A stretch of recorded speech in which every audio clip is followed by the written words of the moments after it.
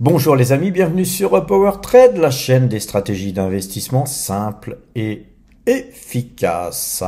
Alors peut-être pas si efficace que ça aujourd'hui, en tout cas sur le portefeuille Power Trade, mais en tout cas sur le portefeuille débutant, nous cartonnons puisque nous gagnons 9,78% depuis le début de l'année. Et là, tout simplement, puisque nous avons inclus les primes Morning, nous avions touché un petit peu d'argent, 112,50 euros sur Morning, avec une prime de parrainage que nous avions touché il y a peu de temps. Les YouTube AdSense, ça continue de tomber. Donc tout ça, eh bien bientôt nous allons faire un virement de tout cet argent sur les espèces, puisqu'il nous reste 51,26 euros qui sont sur le compte espèces, sur le compte Boursorama. Eh bien, nous allons très bientôt nous servir de ces espèces pour acheter peut-être du Total Energy, pourquoi pas, puisqu'elle baisse. On va voir ça à ce moment-là, mais pour l'instant, on garde nos espèces bien au chaud, car comme vous le savez, nos algorithmes sont vendeurs. Je vous rappelle que le portefeuille débutant qu'on vient de voir là à l'instant, c'est un portefeuille qui doit vous encourager à investir et à suivre un petit peu ce qu'on fait sur Power Trade, notamment sur des achats d'actions, mais pas que. Vous pouvez aussi nous suivre tout simplement sur notre façon de travailler, et c'est surtout ça qui est important les amis, la façon de travailler, les stratégies. Et si c'est ça que vous recherchez les amis, vous êtes sur la bonne chaîne. Alors justement, parlons stratégie. Rappelez-vous, en fin d'année 2023, nous avions allégé pas mal, et nous avions fait du cash, et nous avions un nouveau portefeuille qui était le portefeuille temporaire, qui s'est joint au portefeuille que je vous présente là actuellement et que vous avez sous les yeux. Ce portefeuille temporaire, nous n'avions pas trop investi car je pensais que les marchés étaient très hauts et que bien sûr nous pouvions avoir une correction d'un moment à l'autre, et que souvent on alternait entre signal de vente, signal d'achat, signal de vente sur nos algorithmes. Rien n'était clair et puis on se prenait un petit peu des portes de saloon sur la fin de l'année. Donc qu'avons-nous fait? Tout simplement, nous avons fait du cash, et en cash, nous avons 25,82% de l'ensemble de nos allocations d'actifs qui sont en cash, c'est-à-dire 288 477 euros. Les amis, à cela, il faudra ajouter les dividendes Total Energy, et comme vous le voyez là, nous avons 9800 titres Total Energy, c'est le 12 que nous allons toucher ça, et donc quand ça va tomber, les enfants, nos espèces vont grossir d'une manière très importante, et donc globalement nous sommes très bien, puisque nous attendons un signal d'achat, et un signal d'achat qui a failli peut-être venir ce matin, et ce matin nous n'avons rien vu, les marchés ont baissé, et donc globalement nous restons à ne rien faire, puisque pourquoi acheter des actions alors que nos signaux algorithmiques sont vendeurs? Voilà notre stratégie, on attend le moment opportun pour frapper, un petit peu comme si nous étions en combat sur un ring. Eh bien on laisse notre adversaire s'épuiser, on fait que tout simplement se déplacer, on regarde ce qui se passe, on observe, et au moment opportun on frappe. Pour l'instant, aujourd'hui, je n'avais aucune raison de frapper. Le marché baisse, il baisse. Pourquoi acheter? Nous avons donc rien acheté, mais on observe les valeurs qui se comportent le plus mal, celles qui ont le plus baissé dernièrement. Nous avons notamment dans notre collimateur, nous avons Pernod Ricard, société que j'affectionne particulièrement. Nous avons Hermès, et une société qui n'est pas dans ce portefeuille, qui est LVMH. LVMH, les amis, c'est une société qu'on a vendue totalement. On a complètement soldé notre position sur LVMH. Et sur LVMH, nous allons revenir, bien sûr, mais nous allons revenir beaucoup moins cher que lorsque nous avions vendu. Comme quoi, vous voyez, il faut, je pense, mixer les stratégies, d'avoir des stratégies où on hold et on garde jusqu'à plus soif sans jamais vendre. Je pense que c'est pas une bonne stratégie. Mais avoir une stratégie où on bouge tout le temps, on achète, on vend sans arrêt, c'est pas non plus une bonne stratégie. Il faut savoir tout simplement accumuler et distribuer au bon moment et pas forcément tout distribuer. On peut aussi simplement alléger et puis tout simplement racheter. C'est un petit peu ce qu'on avait fait sur Total Energy et on avait racheté un peu tôt puisqu'aujourd'hui nous avons des cours qui nous permettraient de racheter encore moins cher que les derniers achats que nous avons faits sur Total Energy. Rien ne nous empêchera d'ailleurs de revenir sur Total Energy malgré que nous sommes très chargés sur ce titre. Donc c'est aussi bien sûr un titre qu'on surveille de près puisque c'est notre plus grosse position. Mais nous avons beaucoup de titres intéressants à acheter sur les valeurs que nous avons notamment en portefeuille. Notamment nous avons AXA, mais nous avons aussi d'autres sociétés qui sont dans notre collimateur et donc voilà, on lorgne un petit peu des valeurs comme Aéroport de Paris, par exemple, ADP, c'est une valeur que je regarde, mais sans plus, puisque là, actuellement, rien de spécial à faire. Et là, actuellement, je préfère garder mes 25,82% en espèces plutôt que de les dépenser à faire de la DCA stupide, comme j'ai l'habitude de la nommer. Alors, sans vouloir blesser personne, c'est tout simplement que les fêtes sont là, les amis. L'année dernière, si on a fait pratiquement 25%, alors que le CAC faisait 20%, c'est tout simplement parce que nous avons superformé en justement faisant des petits allers-retours tout en conservant des positions. Donc je dois avouer que c'est pas forcément chose facile, mais rien n'est facile dans la vie, les amis, et que si vous cherchez la facilité, eh bien achetez des trackers. Faites de la DCA, effectivement, sur 20 ans, 30 ans, 40 ans, vous allez forcément gagner de l'argent.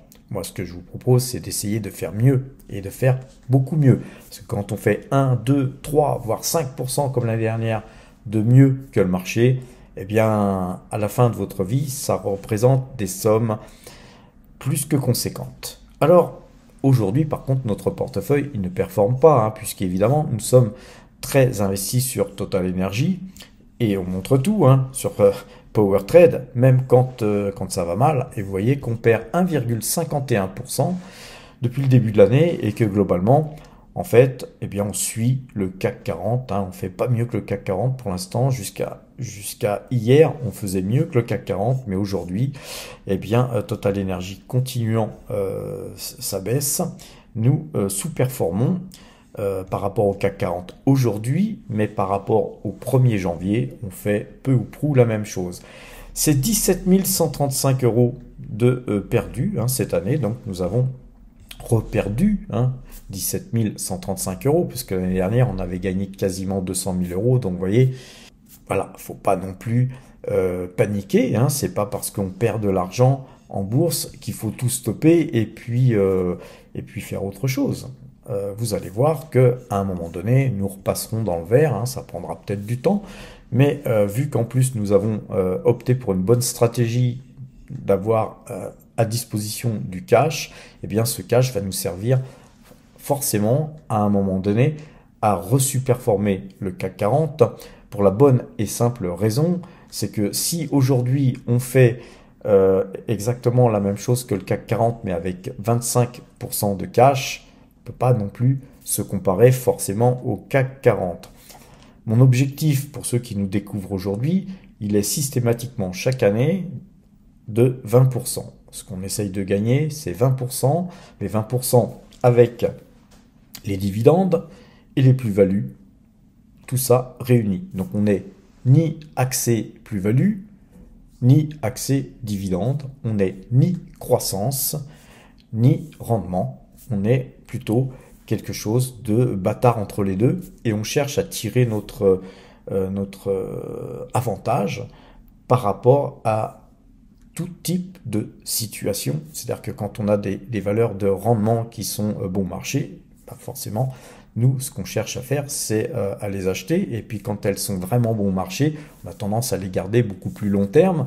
Et quand elles se valorisent trop bien, on a tendance à alléger ou carrément prendre l'ensemble de nos bénéfices. Et donc dans ces cas-là, c'est de la plus-value qu'on totalise sur notre portefeuille. Évidemment, certains me diront, oui mais Patrick, là tu es en moins-value. Bien sûr, nous ne sommes qu'au début de l'année, les amis, et puis voilà, il faut garder confiance en ce qu'on fait. Vous savez, si vous m'avez suivi tout au long de l'année dernière, eh bien l'année dernière, nous sommes arrivés en négatif et pas seulement en début d'année. Et vous aurez remarqué qu'en fin d'année, on approchait les 25% globalement de gains. Donc, ce qu'il faut, c'est toujours travailler de la même façon, parce que si vous travaillez d'une certaine façon un jour et puis d'une autre façon un autre jour, au final, vous aurez forcément des mauvais résultats, à moins d'avoir une chance extraordinaire. Donc voilà donc pour les deux premiers portefeuilles. Le premier portefeuille, c'était le portefeuille débutant que je vous conseille de suivre, les amis, si vous êtes novice et que vous souhaitez nous rejoindre et vous construire un portefeuille et donc commencer. Vous avez des liens en description d'ailleurs qui vous permettront de pouvoir ouvrir un compte en touchant une prime de parrainage. Vous pourrez bénéficier donc de nos conseils de gestion concernant justement comment économiser de l'argent, comment le placer, comment ouvrir un compte PEA, etc. N'hésitez pas à m'appeler si vous avez ouvert votre compte ou si vous voulez ouvrir un compte. N'hésitez pas à me laisser un message en commentaire, je vous contacterai. Maintenant, si vous le faites, en même temps, vous bénéficierez aussi évidemment, effectivement, de l'expérience du portefeuille PowerTrade et tout ça, on le montre tous les jours, les amis. Alors maintenant, regardons le compteur à pépettes, le fameux compteur à pépettes. Et ce compteur à pépettes, vous avez vu que nous étions vendeurs à 7503,5 et donc le marché baisse.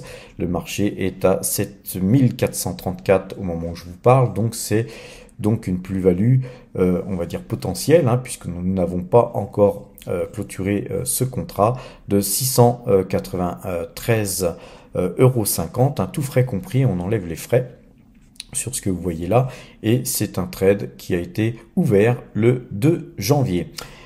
Alors ce CAC 40, depuis le 22/08/2023, il nous procure 2743,65 € de gain. Pour ce faire, nous avons traité 6 fois gagnant et 15 fois perdant. Vous avez là toute la liste des trades qui ont été faits depuis le 22 août 2023. Alors, regardez aussi un petit peu ce graphique. On va regarder ce graphique. Je vais être là, obligé de me déplacer un petit peu en dessous, de façon à ce que vous puissiez voir un petit peu la façon dont on travaille. Vous voyez, on a commencé par perdre de l'argent dès que nous avions commencé au mois d'août, et puis ensuite nous sommes sortis un petit peu de nos pertes, et puis ensuite nous avons reperdu un peu d'argent, mais nous sommes restés positifs, et ainsi de suite. Donc vous voyez, c'est un petit peu des montagnes russes, mais vous voyez que chaque fois on est toujours un peu plus haut, et puis là on a eu une période très difficile, puisque on va aller revoir ça tout à l'heure sur le tableau. On a eu 7 pertes de suite, et donc c'est visible sur le graphique. On voit que ces 7 pertes nous amènent de plus en plus bas, et puis là on voit le rebond sur le trade qui est en cours. Retournons voir justement le compteur à pépettes. Vous voyez que là c'était ces 7 trades perdants, et là nous avons un trade positif, ce qui était forcément pas si grave pour nous. C'est qu'on avait fait un magnifique trade de 3243 € de gain juste avant, donc nous avons pu effectivement encaisser ces trades négatifs, et puis là voilà, on a l'air de repartir tranquillement avec des trades positifs. Voilà, vous voyez que les marchés futurs, c'est très très difficile à tenir, hein, puisqu'il vous faut tourner votre position chaque fois qu'il y a un signal. Nous, ce sont des signaux algorithmiques, hein, mais vous, ça pourrait être autre chose. Mais surtout, il faut suivre absolument sa méthode et sa façon de travailler. Alors les amis, juste pour vous montrer notre contrat en cours, hein, vous voyez qu'il est toujours en pause, vendeur.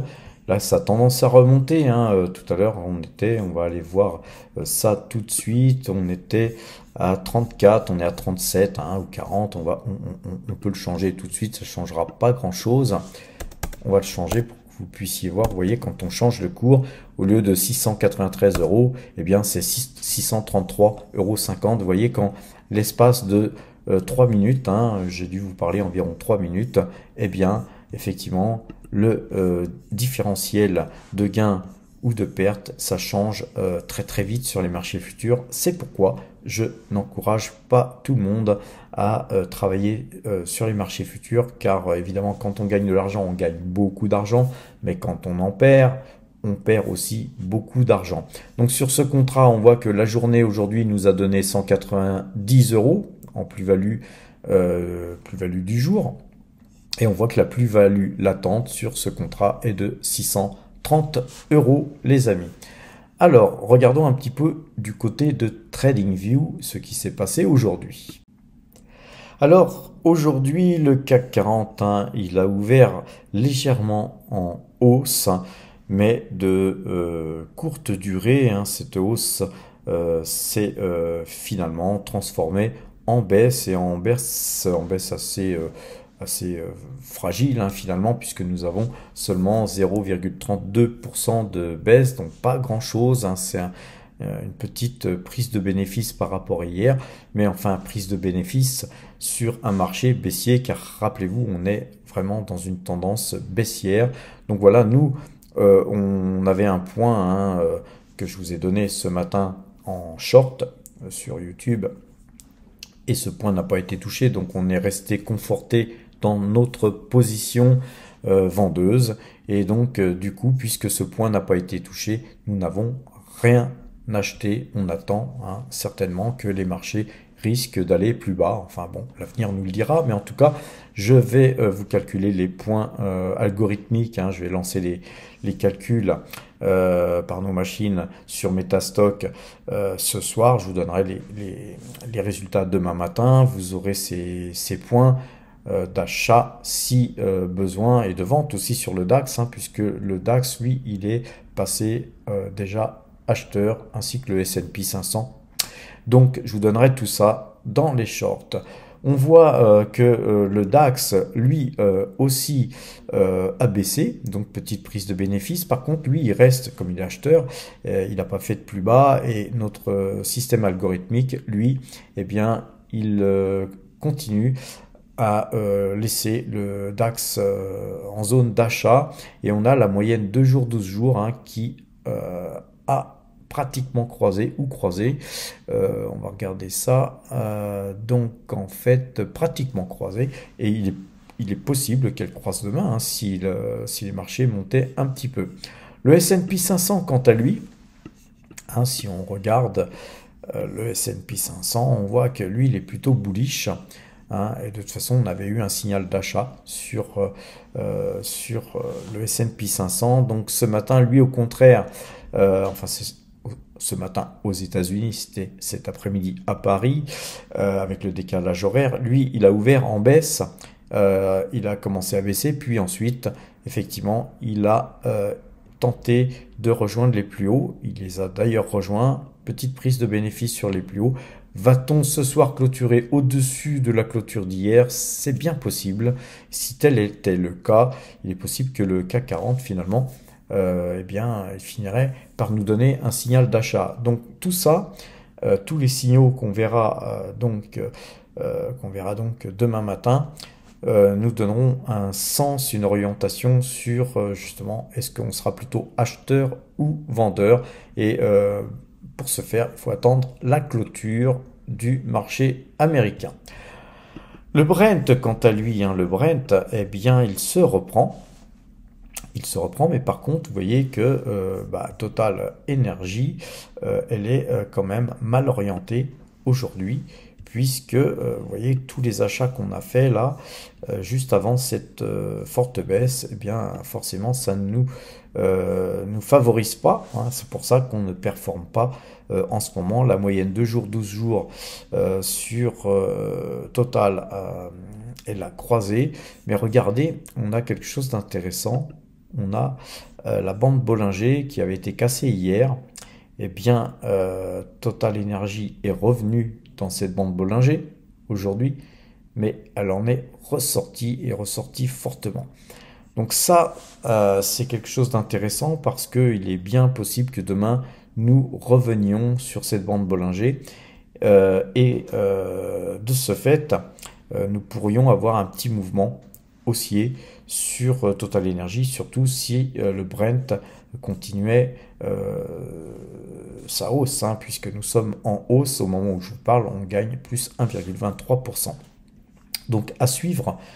Donc demain, Total Energy, par contre, c'est vrai que si le Brent, lui, refluait, eh bien on verrait peut-être les cours remonter légèrement techniquement, puisque nous irions peut-être revenir toucher la bande Bollinger, mais pour repartir de plus belle, et puis cette bande Bollinger, elle s'écarterait pour ne plus avoir d'effet sur les cours. Sur Hermès, les amis, on voit là qu'on a un marché très baissier sur ce titre.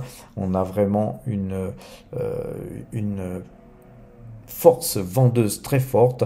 Nous attendrons la moyenne 2 jours, 12 jours se croiser pour revenir sur ce titre ou un signal d'achat sur le CAC 40, mais avec des prix peut-être un peu plus bas encore.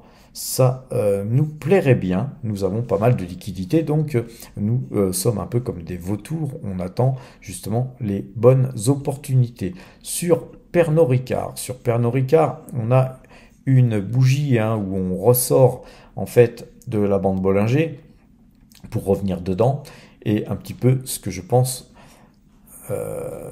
qui se passera sur Total Energy demain et après-demain. Maintenant, voilà, il faudra quand même suivre les cours du pétrole. Mais voilà, si demain les marchés repartaient à la hausse, on voit bien que Pernod Ricard serait une des premières valeurs à booster. Sur d'autres valeurs comme GTT par exemple, vous voyez qu'on était sorti ici à 127,90. Bien on est à 126,80, on va attendre, on espère pouvoir rechoper cette valeur un peu plus bas. Sur la COFAS, un peu difficile, puisqu'on a sorti une petite partie de notre position, uniquement 300 titres. Je vous rappelle qu'on a une grosse pause sur la COFAS, et on dirait que ces 300 titres, eh bien, on risque de jamais pouvoir revenir à bon compte, mais pas de problème, puisqu'on a déjà une grosse position sur la COFAS. Si elle montait, eh bien, voilà, on demanderait que ça. Nous, on essaye toujours d'être toujours content à PowerTrade. Ça paraît un peu niais peut-être de dire ça, mais nous cherchons toujours des opportunités dans un sens ou dans un autre. Et puis alors voilà, si ça se passe mal, comme par exemple j'ai plus trop de souvenirs, mais par exemple sur la valeur Air Liquide, nous étions sortis avec des bénéfices.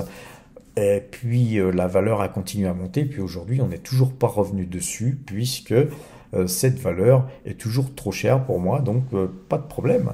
On est sorti, on a pris nos bénéfices, et il y a 1001 autres valeurs, les amis, à acheter. Il n'y a pas qu'Air Liquide dans la vie, ni d'ailleurs Total Energy, ni autres valeurs. À partir du moment où on investit, on cherche des prix, les amis. On ne regarde pas forcément trop le nom de la valeur, mais plutôt un prix, une bonne opportunité. Alors, sur les valeurs que nous avions en portefeuille, c'était aussi Téléperformance. Vous voyez qu'hier, elle avait monté, mais aujourd'hui, elle nous a fait une grosse frayeur puisqu'elle a beaucoup baissé. Elle est remontée un petit peu en fin de séance, mais voilà, c'est une valeur, voilà, c'est pas le genre de valeur que j'affectionne particulièrement. Mais voilà, on voit que c'est sportif sur cette valeur. Voilà, on a une petite ligne dessus. Vous savez pourquoi je suis rentré dessus. À présent, eh bien, on va attendre pour pouvoir sortir avec des gains. Et voilà, nous, on espère je pense pouvoir sortir avec des gains. Et de toute façon, on la conserve pour le dividende. La Française des Jeux, les amis, rappelez-vous, nous avions acheté à 32,46, nous sommes sortis à 34,24 et puis voilà, on est à 32,98. On attend, hein, on est toujours vendeur, hein, sur ce titre. Le cas qu'il est vendeur, ça serait pas mal de pouvoir revenir sur ce titre à meilleur prix que 32,98. Mais voilà, si vraiment les marchés repartaient à la hausse, on n'attendrait pas les 34 euros, hein, pour revenir dessus. Quoi vous dire, les amis, d'autres sur les titres que nous suivons? Nous avions, oui, Vinci, nous sommes rentrés à 14,12 dans un marché très baissier, hein, vous en conviendrez. On est à 115,22, donc vous voyez que voilà une valeur qui performe parmi toutes les valeurs que nous avons. Nous avons quand même quelques valeurs qui performent. Nous avions aussi une valeur que nous surveillons aussi, c'est Mersen. Hein, rappelez-vous, on avait acheté à 32,85, on était sorti à 34,47, nous sommes à 33,45, un petit peu comme la Française des Jeux. Nous, eh bien, nous attendons pour revenir à bon compte. Il y avait aussi une société intéressante à regarder, c'était, rappelez-vous, Lotus Bakery. Rappelez-vous, on avait acheté à 74,80, on avait vendu à 78,80. Eh bien, les amis, aujourd'hui, forte baisse sur Lotus Bakery. Ils ont vomi les petits gâteaux et c'est 6,01% de baisse qu'il y a eu. Et donc, on la retrouve en dessous de notre prix de vente. Nous souhaitons que ça continue pour pouvoir nous remettre sur cette valeur. Mais vous voyez que la bande Bollinger, elle risque de contrarier nos plans puisque demain ce titre risque de remonter techniquement. En tout cas, nous surveillons de très près ce titre, les amis. On a aussi donc une valeur qu'on surveille, c'est Tesla. Tesla est bien très vendeuse là puisqu'on a recassé ce trend. A priori, je pense qu'on devrait aller encore plus bas sur ce titre. Ça tombe bien puisqu'on ne peut pas trop acheter de Tesla puisque nous n'avons pas trop de liquidité sur le compte de Giro. Et rappelez-vous, nous avions dû clôturer un compte, hein, chez Fortuneo où nous faisions justement le marché américain. Donc voilà, en attendant, on aura plutôt tendance à se reporter sur LVMH, les amis. Nous avions acheté à 690 euros et à 701 euros, vendu pratiquement au plus haut à 741,50 euros. Aujourd'hui, on est à 680,70 euros, c'est-à-dire qu'on est au plus bas que ces deux achats que nous avions fait là, et donc beaucoup plus bas que là où nous avons vendu. Et donc dans tous les cas, pour nous, ça serait intéressant d'avoir acheté aujourd'hui du LVMH. Et l'avons-nous fait, les amis? Eh bien non, puisque tout est vendeur. Pourquoi achèterions-nous? Donc il faut se maîtriser, les amis, hein. On est dans la maîtrise de soi. Parce que c'est vrai, quand on a de l'argent là comme ça nous brûle les mains. On a envie d'acheter des beaux titres pareils. Eh bien non, les amis, parce que peut-être que demain, eh bien, ça ne sera pas les soldes, mais les super soldes. Eh bien, attendons les super soldes. Vous savez qu'on est au mois de janvier, ça va arriver. Alors, les amis, je pense vous avoir tout dit, hein, sur ce que nous avons l'intention de faire, puisque nous n'avons rien fait aujourd'hui. Je vous souhaite une bonne fin de soirée. Portez-vous bien et à demain!